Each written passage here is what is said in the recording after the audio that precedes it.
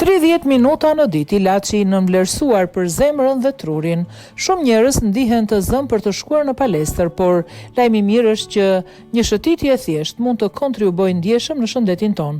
Hulumtimet e fundit tregojnë se ecja për 30 minuta çdo ditë në një ritëm mesatar është e lidhur me një rrezik më të ulët për disa sëmundje serioze, si sëmundjet e zemrës, diabeti tipi 2, disa lloje kanceri e madje, demencën në moshë të avancuar.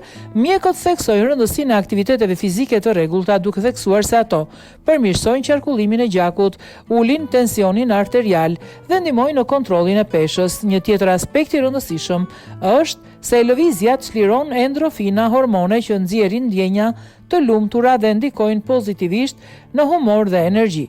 Për ata që ndihen të zënë dhe nuk janë në gjendje të bëjnë 30 minuta ecje në një vijim, ekspertët sugjerojnë ta ndajnë këtë aktivitet në sezione më të vogla. Për shembull, ata mund të ecin për 10 minuta në mëngjes, 10 minuta gjatë drekës dhe 10 minuta në mbrëmje. Po ashtu ndihmon që të zbrisni një stacion më herët gjatë udhëtimit me transport publik apo të përdorni shkallët në vend të ashensorit. Kjo është një mënyrë e shkëlqyer për të përfshirë lëvizjen në jetën e përditshme, pa e ndier ngarkesën në një programi të rregull stërvitjeje.